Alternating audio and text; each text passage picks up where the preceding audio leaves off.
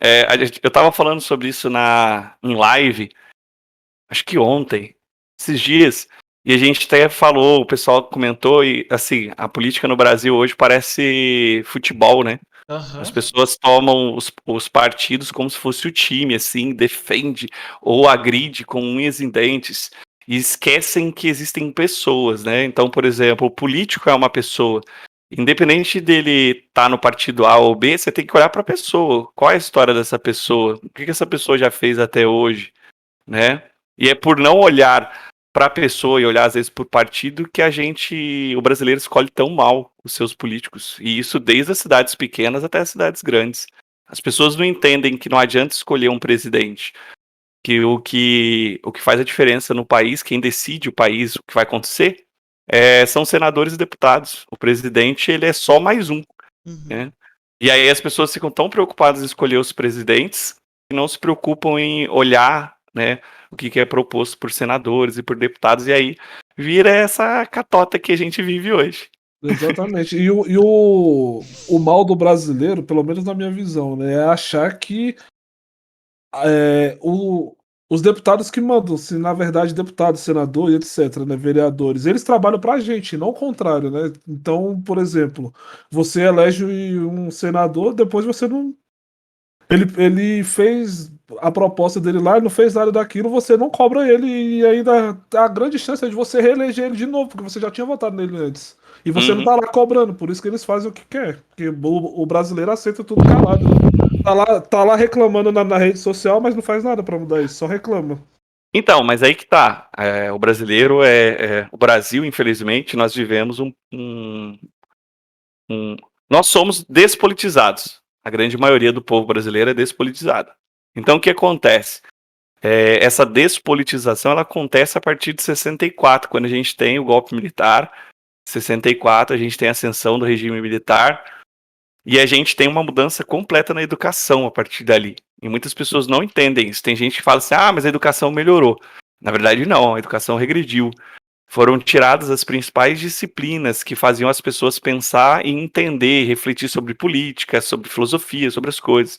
Então, sociologia foi retirada da grade, filosofia foi retirada da grade, história, geografia, essas outras disciplinas que permaneceram foram reduzidas e normalmente elas eram controladas. Então, o professor não podia dar aula e falar o que ele quisesse, era controlado o que ele falava.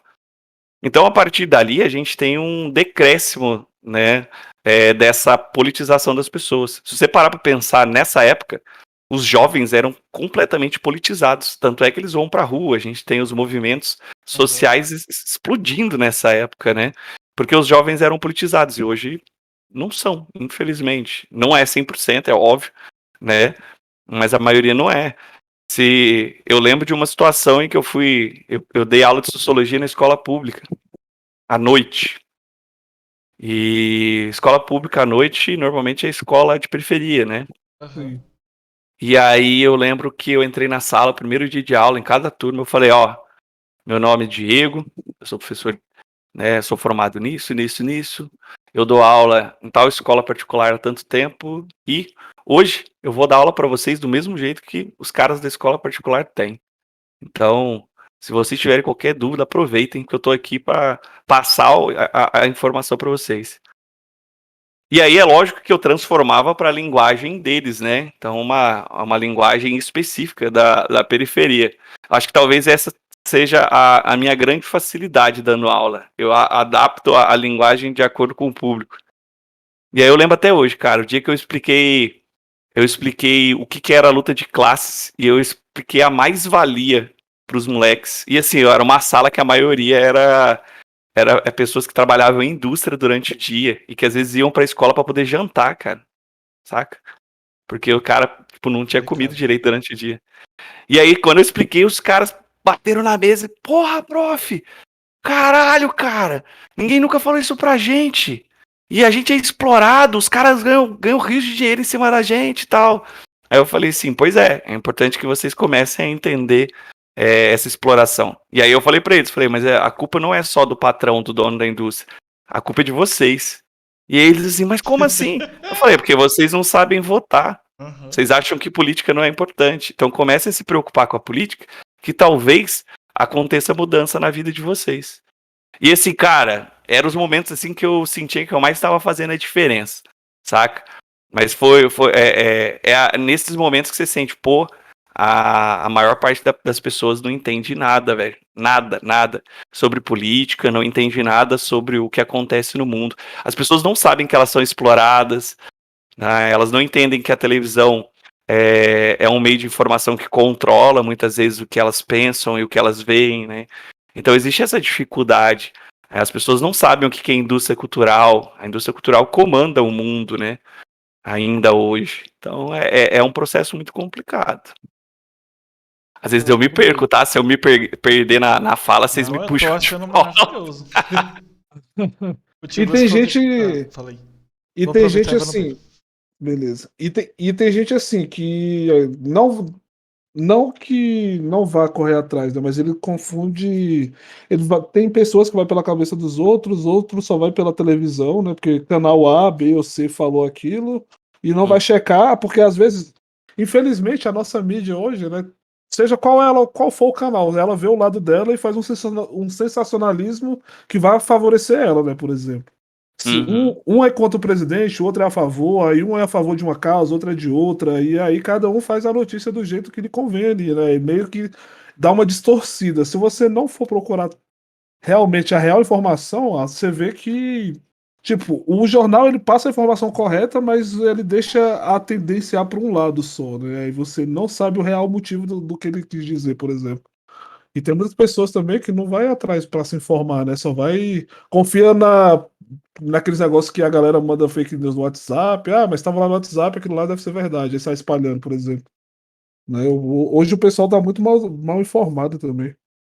É a questão do controle que existe, né? O controle das massas. Aí é onde vem a indústria cultural. Eu sempre falo sobre indústria cultural. Eu falo para os alunos que vão fazer redação no Enem, eu falo para eles que se eles souberem falar de indústria cultural, eles sabem falar sobre qualquer coisa. Porque ou a indústria cultural controla porque é viável e vantajoso economicamente, ou ela não controla porque aquilo não gera nenhum tipo de lucro para ela. Então, assim, hoje tudo é pensado, né, para que as pessoas consumam e não interfiram. As pessoas não devem criticar. E aí, por isso que acontece isso que você falou. As pessoas recebem as coisas no WhatsApp, acham que aquilo é verdade.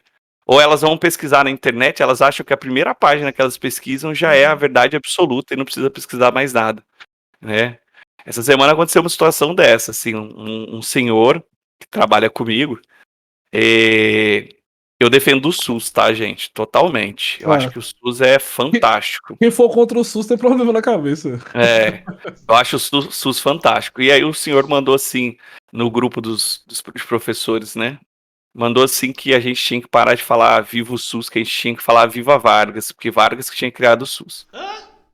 Eu só respondi pra ele que Vargas não tinha criado o SUS. Aí ele, o que ele fez? Ele entrou, tirou umas fotos do Wikipedia e mandou no chat. Aí eu não respondi, eu falei assim, não vale a pena perder meu tempo. Aí um outro professor acabou fazendo isso por mim e deixou o senhor bem sem graça, assim. Porque o SUS, ele é mais uma criação, uma construção coletiva do que a criação de alguém, né? E muita gente não entende isso. Mas é a questão da informação. Aí a pessoa vai lá, primeira página na internet, ela acha que ela tem informação. E na verdade ela não tem. Né? O Wikipedia não é informação, gente. Pelo amor de Deus. O Wikipedia, qualquer um pode ir lá e escrever lá no Wikipedia, né? Ele é de livre acesso. Exato. Então, às vezes, ele pode até te dar uma informação rápida que você precise, mas ele não serve para te dar uma informação exata sobre uma questão histórica, coisa do tipo. Este podcast faz parte do movimento LGBT Podcasters. Conheça outros podcasts através da hashtag LGBT Podcasters ou do site www.lgbtpodcasters.com.br.